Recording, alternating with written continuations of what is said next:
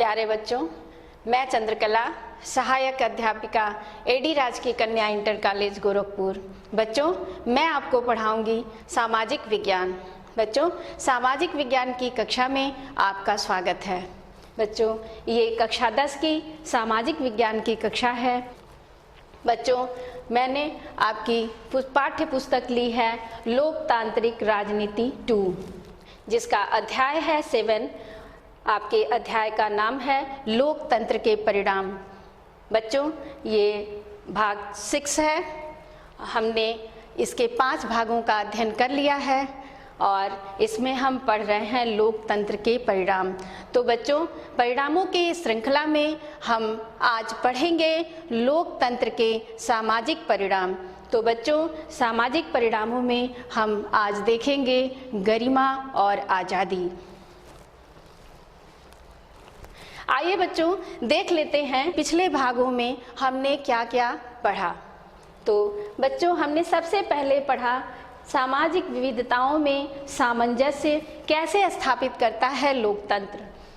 फिर हमने देखा कि लोकतांत्रिक व्यवस्थाएं अपने अंदर की प्रतिद्वंदिताओं को संभालने की प्रक्रिया विकसित कर लेती हैं, जिसके कारण परिणामों की श्रृंखला को प्राप्त करना आसान हो जाता है और लोकतंत्र बहुत सारी व्यवस्थाओं को करने में सफल हो जाता है, क्योंकि ये व्यवस्थाएं करने में वो एक प्रक्रिया को डेवलप कर लेता है। फिर हमने देखा कि जन सामान्य की इच्छा का प्रतिनिधित्व करता है लोकतंत्र।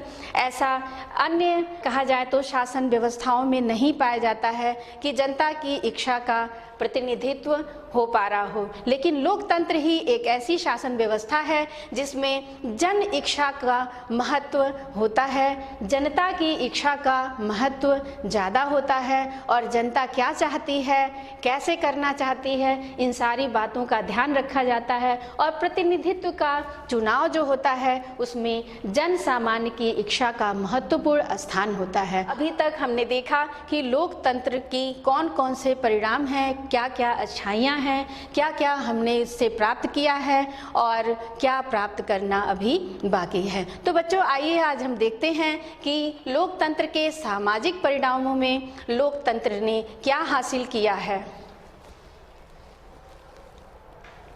आइए हम उद्देश्य जान लेते हैं कि आपके इस भाग का उद्देश्य क्या है। पहला उद्देश्य है नागरिकों की गरिमा और आज़ादी। तो लोकतंत्र कैसे नागरिकों को गरिमा और आज़ादी प्रदान करता है, एक सम्मानपूर्ण जीवन प्रदान करता है, इसको हम इस भाग में देखेंगे और ये भी देखेंगे कि क्या महिलाओं के साथ सम्मानपूर्ण व्यवहार हुआ है, क्या सदियों से होता आया है या आज की क्या स्थिति है। तो हम महिलाओं के साथ जो सम्मानपूर्ण व्यवहार की टॉपिक है, इसको आज हम डिस्कस करेंगे कि कितना हम इस पर सफल हुए हैं और कहाँ तक इसकी सफलता में अभी बाकी शेष है।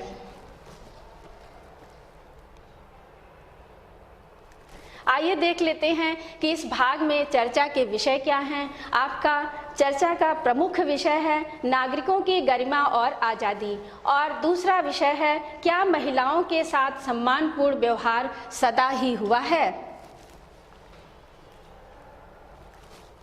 आइए देखते हैं कि नागरिकों की गरिमा और आज़ादी जो ये टॉपिक है आपका, उसमें हम सफल कहाँ तक हुए हैं। तो बच्चों, गरिमा और आज़ादी के मामले में लोकतांत्रिक व्यवस्था किसी भी अन्य शासन प्रणाली से काफ़ी आगे है। बच्चों, लोकतांत्रिक व्यवस्था ही एक ऐसी व्यवस्था है जो अन्य शासन व्यवस्थाओं से अगर तुलना किया जाए तो सबसे अधिक गरिमामय जीवन प्रदान करने वाला और सम्मानित जीवन देने वाला शासन तंत्र है। इसके अतिरिक्त अगर हम 2 अन्य शासन व्यवस्थाओं से इसकी तुलना करें, जैसे कि राजतंत्र और तानाशाही, तो इसमें अगर उदाहरण को लिया जाए इतिहास से और इतिहास को देखा जाए तो इतना सम्मानपूर्ण जीवन किसी भी शासन व्यवस्थाओं से नागरिकों को नहीं प्राप्त हुआ है जितना लोकतांत्रिक शासन व्यवस्था से प्राप्त हुआ है।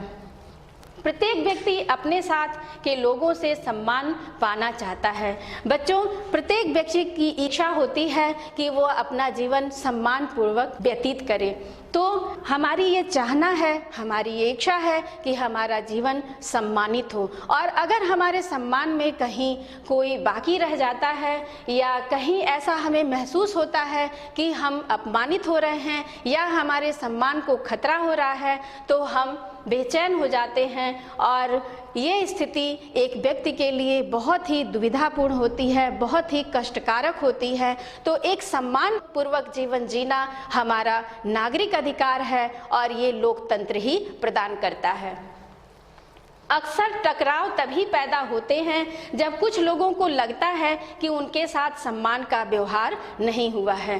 किसी भी शासन व्यवस्था में लड़ाई झगड़े टकराहट का प्रमुख कारण होता है सम्मान की इच्छा। जब हमारे सम्मान को ठेस लगती है, हमें अपमान अनुभव होता है, तो हमारा मन विद्रोही हो जाता है और यही स्थिति किसी भी नागरिक को विद्रोह की स्थिति में ला करके खड़ा कर देती है और ये लड़ाई झगड़े का कारण बनता है।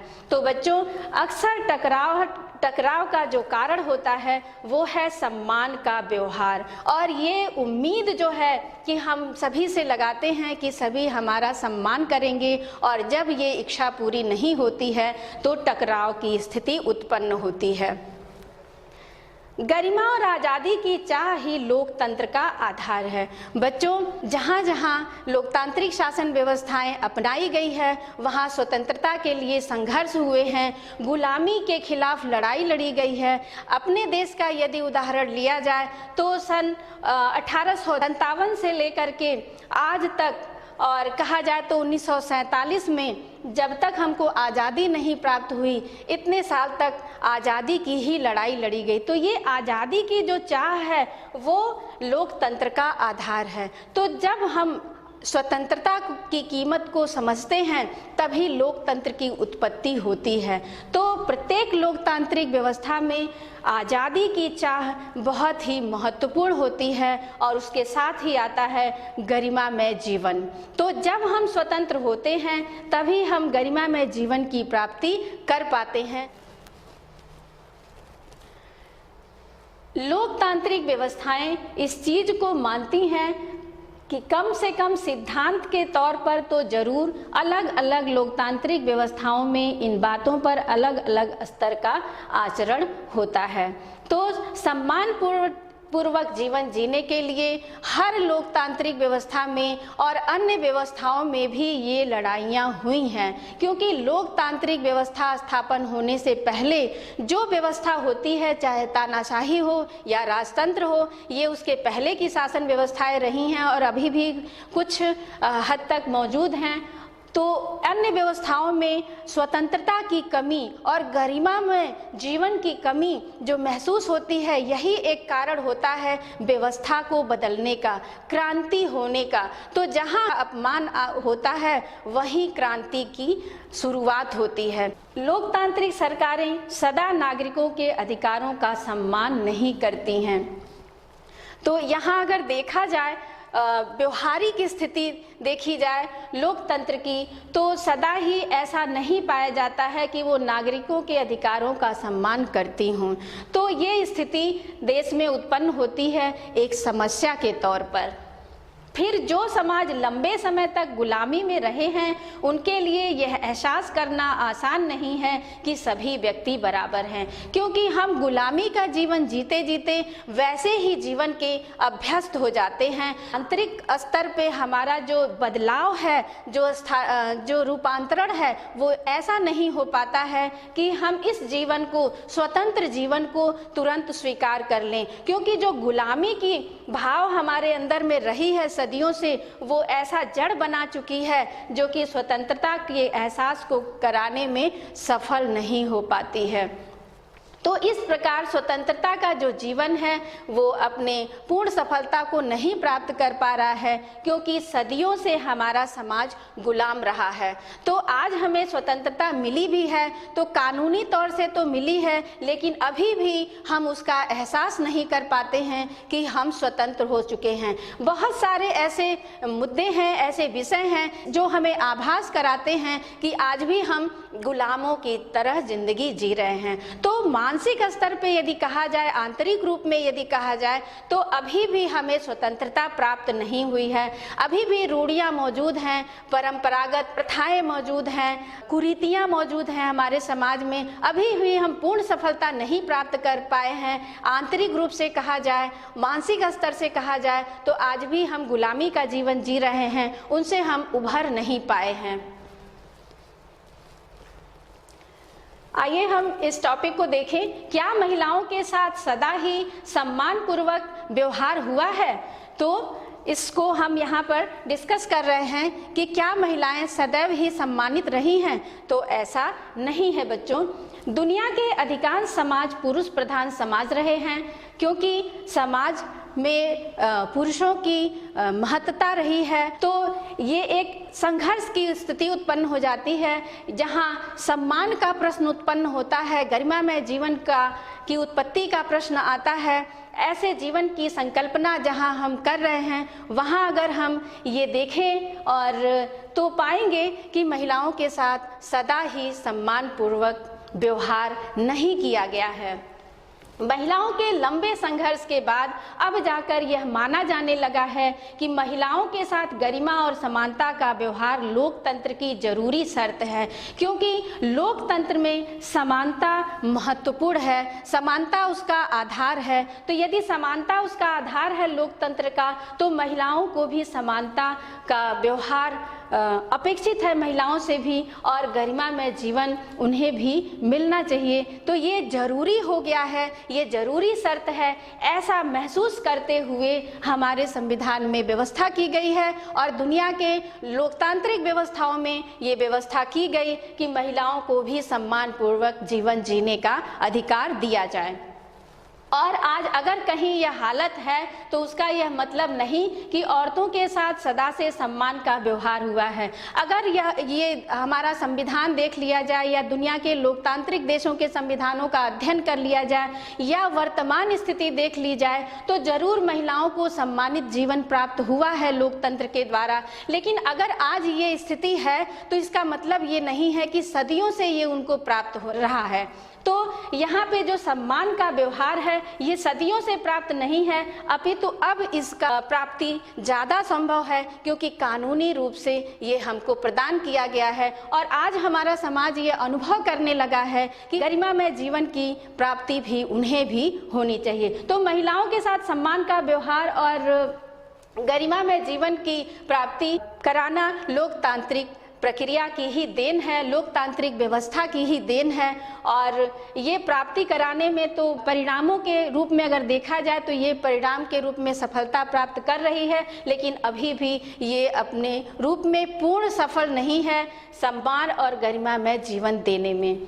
बहरहाल एक बार जब सिद्धांत रूप में इस बात को स्वीकार कर लिया गया है, तो अब औरतों के लिए वैधानिक और नैतिक रूप से अपने प्रति गलत मान्यताओं और व्यवहारों के खिलाफ संघर्ष करना आसान हो गया है। तो यहाँ बात आती है कि संविधान में जब कानूनी रूप से एक सबलता दे दी गई है, कानून का जो आधार दे दिया गया है, तो अब महिलाओं के लिए अपने जो गलत व्यवहार उनके साथ किए जाते हैं और उनके प्रति जो गलत धारणाएं अपना ली गई हैं, उनके खिलाफ संघर्ष उनके लिए अब आसान हो गया है। क्या महिलाओं के साथ सदा ही सम्मानपूर्वक व्यवहार हुआ है, इसको हम इन चित्रों के माध्यम से देखेंगे बच्चों। प्राचीन काल से लेकर के और बहुत लंबे सदियां बीत गई कि महिलाओं के साथ बहुत ही गलत व्यवहार किया गया। यहाँ घरेलू हिंसा दिखाई जा रही है, मारपीट दिखाया जा रहा है, शारीरिक क्रूरता दिखाई जा रही है, गाली गलौज दिखाया जा रहा है, और बहुत सारे रिश्तेदार मिल करके इस तरह का उनके साथ एक असम्मानपूर्ण व्यवहार कर रहे हैं। ऐसा हमारा समाज पहले था, लेकिन अभी इसमें सुधार हुआ है। अभी ऐसी स्थिति बन रही है कि लोकतंत्र के द्वारा महिलाओं को सम्मानपूर्वक जीवन जीने का अधिकार प्रदान किया गया है और ये धीरे धीरे अपनी सफलता भी प्राप्त कर रहा है। यहाँ पर दिखाया है गरिमा यात्रा सम्मान समारोह। जब हमको कानूनी रूप से ये अधिकार प्रदान कर दिया गया है, संवैधानिक रूप से और लोकतांत्रिक व्यवस्थाओं की ये देन कही जाएगी, ऐसा हमको सुअवसर प्राप्त हो गया है, तो हमें उदाहरण भी देखने में आता है हमारे अपने देश में और विश्व की अनेक व्यवस्थाओं में, अनेक देशों में ये उदाहरण देखने को मिलता है कि ऐसे प्रयास किए जा रहे हैं। इस संबंध में यहाँ पे दिखाया गया है गरिमा यात्रा सम्मान समारोह, यानी गरिमा के लिए आवाज़ उठाई गई है और ये इसका उदाहरण है। यहाँ पर दिखाया गया है महिला अधिकार अभियान, बेटी कैसे बचेगी। अगर आज का संदर्भ लिया जाए बच्चों, तो बेटी पढ़ाओ बेटी बचाओ जैसे अभियान हमारे देश में अभी भी चल रहे हैं। इस समय वर्तमान में एक ज्वलंत समस्या का समाधान प्रस्तुत करते हैं। बेटी बचाओ बेटी पढ़ाओ अभियान जो चल रहा है, ये उसमें एक मील का पत्थर साबित होगा। और यहाँ पर आप देखेंगे कि एक आवाज़ उठाई जा रही है जनता के द्वारा। तो ये चित्र ये प्रदर्शित करते हैं कि जो सम्मानपूर्वक व्यवहार नहीं हुआ था, इसके संबंध में आवाज़ उठाई जा रही है और आगे ऐसी आशा है कि हमें सम्मानपूर्वक जीवन जीने का अधिकार प्राप्त हो जाएगा। व्यवहारिक स्तर पर, सैद्धांतिक स्तर पर तो ये प्राप्त है, कानूनी रूप में ये हमें प्राप्त है, लेकिन व्यवहारिक रूप में हमारा समाज रूपांतरित हो जाए, ऐसा प्रयास किया जा रहा है। अभी बच्चों हमने उदाहरण लिया था आपकी किताब में रोजा पार्क्स का। तो रोजा पार्क्स का जो अभी आपने चित्र देखा था, ये उनकी कहानी है कि उन्होंने नस्ल भेद के खिलाफ लड़ाई लड़ी थी। वो 1955 में एक दिन जब वो घर से बाहर जा रही थी बस में सवार होकर, तो गोरे लोगों के लिए उस समय आरक्षित सीटें हुआ करती थीं और प्राचीन काल में यदि देखा जाए तो एक समस्या थी उस समय की नस्ल भेद की, गोरे और काले की, नीग्रोज की। तो ये वो समस्या है जिसके खिलाफ रोजा पार्क्स ने आवाज़ उठाई थी अपने सम्मानपूर्वक जीवन जीने के लिए, क्योंकि वहाँ गोरे लोगों को अधिक अधिकार प्राप्त थे, अधिक सम्मान प्राप्त था और निग्रोज को ये अधिकार प्राप्त नहीं थे। इस कारण से ये बस में जा रही थी तो 10 सीट जो रिज़र्व थे ये गोरे लोगों के लिए रिज़र्व थे और इसको छोड़ करके 10 सीट वो पीछे बैठ गई एक सीट पर जा कर के। लेकिन एक गोरा व्यक्ति जब बस में चढ़ा तो उनको वो सीट भी छोड़ने के लिए कही गई उसको बैठने के लिए, तो उन्होंने इससे इनकार कर दिया। उन्होंने वो सीट छोड़ा नहीं, रोजा ने साफ इनकार कर दिया। यहीं से नागरिक अधिकारों की लड़ाई में रोजा ने कदम रख दिया। हालांकि रोजा पार्क्स को बस में हुई इस घटना के लिए दोषी करार दिया गया और उनसे $10 का जुर्माना भी वसूला गया। ऊपर से उन्हें $4 की कोर्ट की फीस अलग से देनी पड़ी। तो इतना दंड भी उन्होंने सहन किया, लेकिन उन्होंने आवाज़ उठाई सम्मानपूर्वक जीवन जीने के लिए। तो ये उनका कदम बहुत ही हिम्मत भरा कदम था जो दुनिया के लिए उदाहरण बन गया। और अगर कहा जाए गरिमामय जीवन और सम्मानपूर्वक जीवन जीने में, तो इनका ये उदाहरण बहुत ही महत्वपूर्ण हो जाता है जानना बच्चों। लेकिन रोजा ने हिम्मत नहीं हारी, उन्होंने इतने दंड सहन किए और लेकिन उन्होंने हिम्मत नहीं हारी और नस्ली भेदभाव से जुड़े इस कानून को चुनौती दी। लगभग 1 साल तक उनके साथ दूसरे अश्वेत लोगों ने भी नगर निगम की बसों का बहिष्कार किया। जब उन्होंने ये लड़ाई लड़ी तो अश्वेत लोग भी उसमें आकर के बसों पर बैठ करके इस तरह से उनका सहयोग किया और 1956 में अमेरिकी सुप्रीम कोर्ट ने आदेश दिया कि अफ्रो अमेरिकी अश्वेत नागरिक नगर निगम के किसी भी बस में कहीं भी बैठ सकते हैं। तो सन 1956 में उनको सफलता मिली और इस नस्ल भेद की लड़ाई में और उनको सम्मानित जीवन जीने के लिए एक कदम के रूप में याद किया जाता है। आज भी उनको सम्मानित जीवन जीने और गरिमापूर्ण जीवन जीने के लिए उनको पुरस्कृत किया जाता है, उन्हें याद किया जाता है। रोजा पार्क्स वो महिला थी।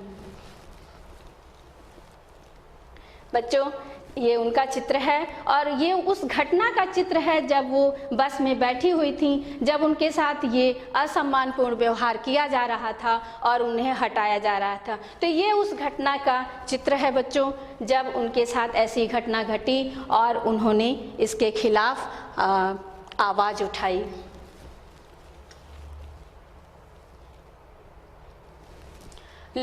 अलोकतांत्रिक व्यवस्था में यह बात संभव ना थी, क्योंकि वहाँ व्यक्तिगत आज़ादी और गरिमा ना तो वैधानिक रूप से मान्य है और ना नैतिक रूप से।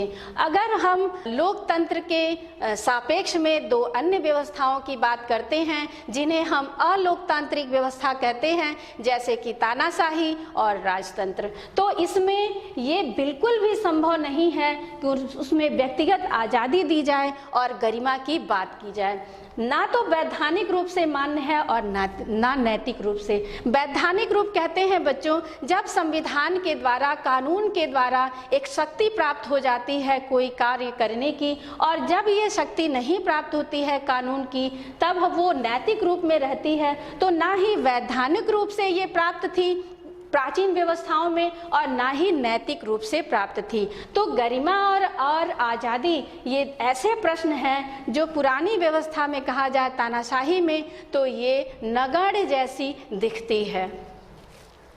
यही बात जातिगत असमानता पर भी लागू होती है। अगर अपने देश की बात की जाए तो हमारे देश की जो व्यवस्था है, जाति व्यवस्था, ये हमारे देश की एक विशिष्ट व्यवस्था है जो हमारे ही देश में पाई जाती है। दुनिया के अन्य देशों में नस्ल भेद, वर्ग भेद, अन्य तरह की समस्याएं पाई जाती हैं, लेकिन भारत देश की अगर बात की जाए तो जातिगत व्यवस्था यहाँ की एक अलग विशेषता रही है। और यहाँ जाति के आधार पे जो असमानता लागू थी उसकी बात यहाँ पे की जा रही है कि ये असमानता जो है वो समानता के खिलाफ एक समस्या है, लोकतंत्र के सामने एक समस्या है कि इस जातिगत असमानता को कैसे खत्म किया जाए। तो जातिगत जो असमानता है, इस आधार पर भी भेदभाव होते हैं, असम्मानपूर्वक जीवन उनको प्रदान किया जाता है। तो इस प्रकार से लोकतंत्र में इसको खत्म करने के लिए अलग से कानून बनाए गए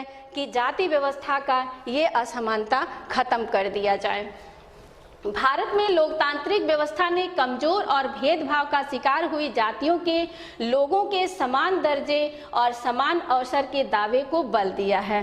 तो भारत में कहा जाए तो जो व्यवस्था लागू है लोकतंत्र में, वो इस असमानता को कम करने के लिए कानूनी रूप से हमें सबलता प्रदान करती है, लेकिन अगर व्यवहारिक पक्ष देखा जाए तो व्यवहार में अभी ये उतना सफल नहीं हो पाई है, पूर्ण सफलता को नहीं प्राप्त कर पाई है। लेकिन फिर भी कानून के द्वारा जो हमें समानता का अधिकार दिया गया है, असमानता को कम करने की कोशिश की गई है और सम्मानपूर्वक जीवन जीने के जो बात कही गई है वो सभी धीरे धीरे प्राप्त हो रही है। ऐसा भी नहीं है कि नगण्य स्थिति है और इसका कोई परिणाम नहीं निकला है, जरूर इसका प्रभाव पड़ा है इन कानूनों का। आज भी जातिगत भेदभाव और दमन के उदाहरण देखने को मिलते हैं, पर इनके पक्ष में कानूनी या नैतिक बल नहीं है। ऐसा नहीं है कि आज ये स्थिति खत्म हो गई है, लेकिन आज भी ये जातिगत भेदभाव और दमन की स्थिति आज भी बनी हुई है। कहीं ना कहीं कोई ना कोई उदाहरण देखने को मिल जाता है, लेकिन फिर भी यदि कहा जाए संवैधानिक रूप से, तो संविधान में कानूनी रूप से कोई भी ऐसा बल प्रदान नहीं किया गया है कि आप जातिगत भेदभाव करें या इस तरह का कोई व्यवहार किया जाए, और नैतिक बल भी नहीं उसको प्रदान है। तो ये दोनों रूप से, कानूनी रूप से और नैतिक रूप से, दोनों रूप से इसको कमजोर करता है संविधान।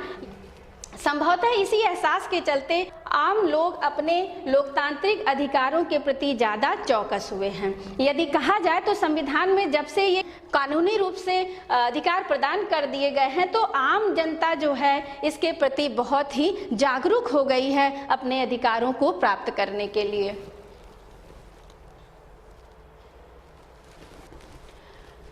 लोकतंत्र से लगाई गई उम्मीदों को किसी लोकतांत्रिक देश के मूल्यांकन का आधार भी बनाया जा सकता है।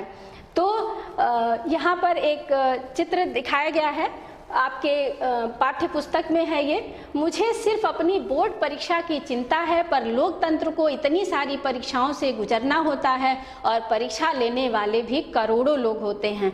तो यदि कहा जाए तो लोकतंत्र से परीक्षा ही परीक्षा लोकतंत्र के सामने आकर के खड़ी हो जाती है। एक परीक्षाओं का समाधान पूरा हो नहीं पाता है कि दूसरी परीक्षा आकर के खड़ी हो जाती है। तो लोकतंत्र की एक खासियत है कि इसकी जांच परख और परीक्षा कभी खत्म नहीं होती है। ये लोकतंत्र की अपनी व्यवस्था है, अपनी विशेषता है कि इसमें हमेशा जांच की प्रक्रिया, परख की प्रक्रिया और परीक्षा चलती ही रहती है। अगर एक जांच सही हो पाए, जब तक हम उसको पूरा कर पाएं, तब तक एक दूसरी जांच आ जाती है। तो इस तरह की ये प्रक्रिया लोकतंत्र में चलती रहती है। लोगों को जब लोकतंत्र से थोड़ा लाभ मिल जाता है तो वे और लाभों की मांग करने लगते हैं, वे लोकतंत्र से और अच्छा काम चाहते हैं।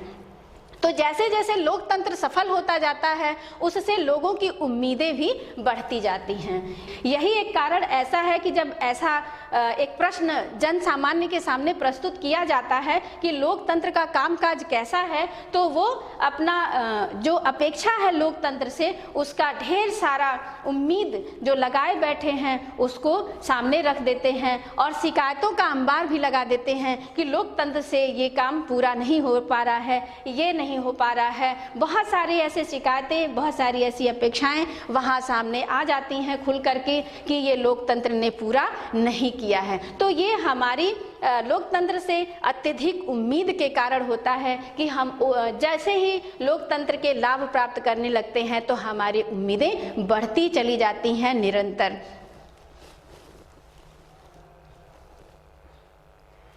अगर शिकायतें ना हों लोकतंत्र से तो हम ये मानेंगे कि लोकतंत्र सफल नहीं हुआ। तो शिकायतें बने रहना भी लोकतंत्र की सफलता का एक आधार है।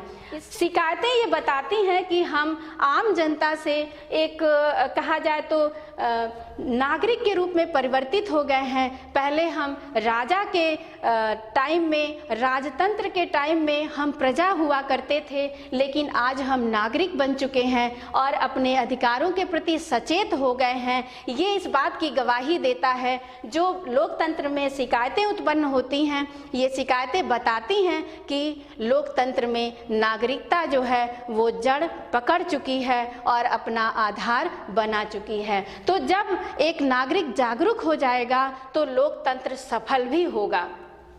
लोकतंत्र के कामकाज से लोगों का असंतोष जताना लोकतंत्र की सफलता को तो बताता ही है, साथ ही यह लोगों के प्रजा से नागरिक बनने की गवाही भी देता है। तो ये लोकतंत्र ही है जो नागरिकता का जो कहा जाए विशेषता की एक राजनीतिक रूप में उसकी जो जागरूकता होती है, उसका जो ज्ञान होता है वो बढ़ते जाता है कि हम सरकार को कैसे चुनें, कैसे उसको उस पर नियंत्रण रखें और कैसे हम अपनी इच्छाओं को पूरा करें, अपनी उम्मीदों को पूरा करें और इस तरह से हम देश में आकर के एक सफल नागरिक होने का अपना कर्तव्य निभा सकें। तो ये शिकायतें जो हैं वो बताती हैं कि लोकतंत्र में नागरिक जागरूक हो चुका है। आम जन में ये जागरूकता फैल चुकी है कि हमारे वोट का देश पर, देश की जनता पर और शासन तंत्र पर असर पड़ता है। तो अपने वोट के कीमत को अब आम जनता समझने लगी है और अपने मताधिकार के प्रयोग को समझने लगी है। इस प्रकार अब ये स्थिति बन रही है ऐसी देश में कि अपने वोट का महत्व बढ़ रहा है, तो अपनी भी सम्मान और गरिमापूर्ण स्थिति सामने आ रही है। ये समझ में आ रहा है प्रत्येक व्यक्ति को कि उसका कितना महत्व है।